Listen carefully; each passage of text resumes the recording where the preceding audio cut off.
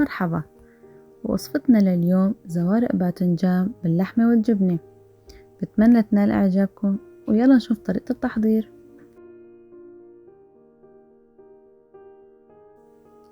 وصفتنا لليوم بتحتاج عنا 4 حبات باذنجان بحجم كبير، فليفلة حمراء وفليفلة خضراء، وعنا هون نص كيلو بندورة، نص كيلو لحمة مدهنة، بصلتين، 3 سنن توم، فلفل أسود، ملح، بابريكا، جبنة شيدر، جبنة موزاريلا، زيت زيتون وزيت نباتي.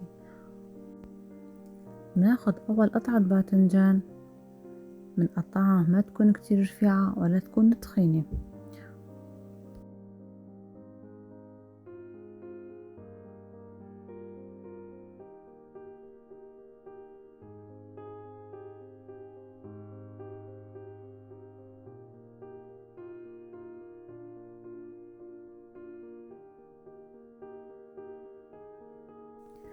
هون بعد ما قطعنا كل كمية الباذنجان بحط مية ملح، بضيفلن معلقة ملح وبحرك منيح وبغمر الباذنجان فيها لحتى يطلع منه كل المرار شغلة 10 دقايق.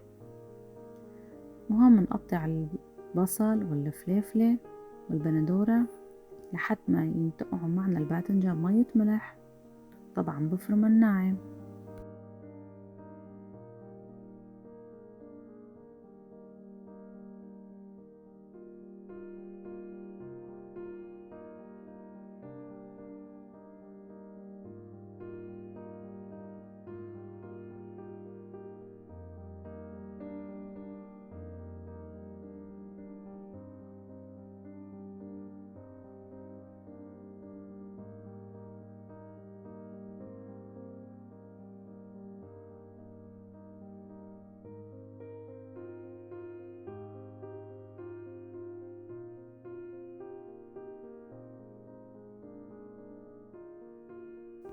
من بعد ما قطعنا الخضرة بنجيب أي بشكيرة مطبخ ونصف عليهم الباذنجان، طبعا من بعد ما نقعناهم 10 دقايق بنحط عليهم ورق المطبخ لحتى ينشفوا كتير منيح.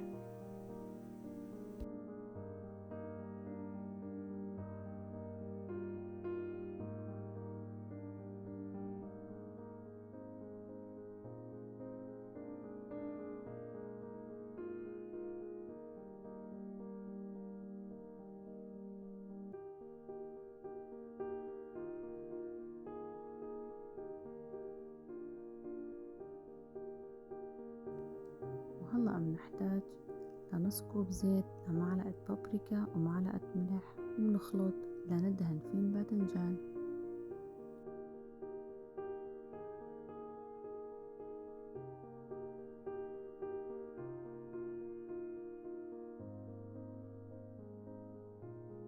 وبنجيب ورق الزبدة وبنحطها بصينية الفرن، وبندهن الباذنجان من الجهتين بخليط المسبق اللي حضرناه.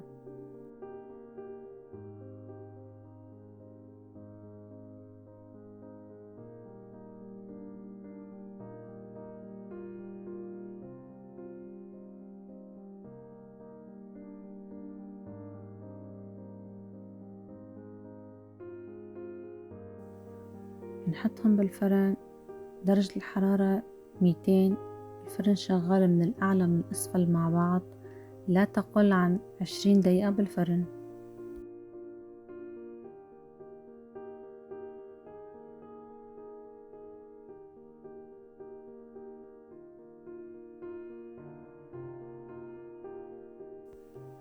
وهون بدي أقلي اللحمة، واللحم تمام مدهنة وتحط لها معلقتين زيت.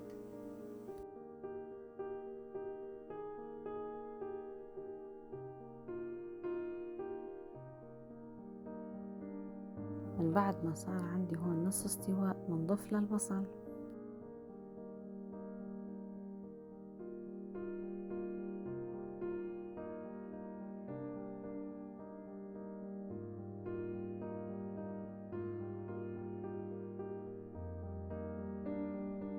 من بعد ما دبلوا عندي البصلات بنضيف لها الفلفلة وبنحرك.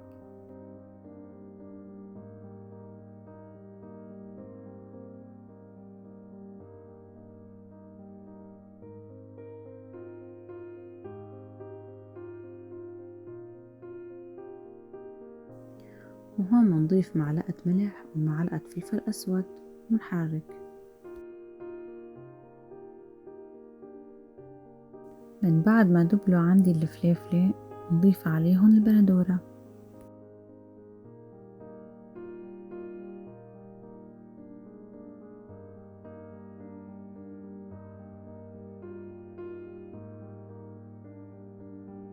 وقبل ما تستوي ب5 دقايق بضيف لها الثوم. وهيك بتكون صلصتنا استوت. وهي من بعد ما طلعنا الباذنجان من الفرن،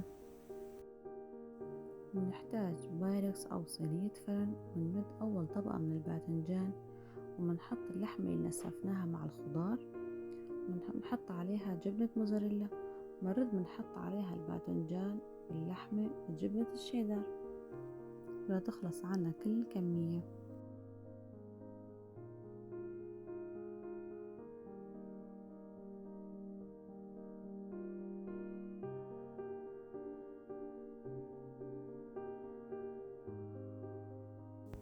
بعد ما خلصناهم بنحطهم بالفرن مدة 10 دقايق، وبنشغل الفرن من الأعلى والأسفل مع بعض.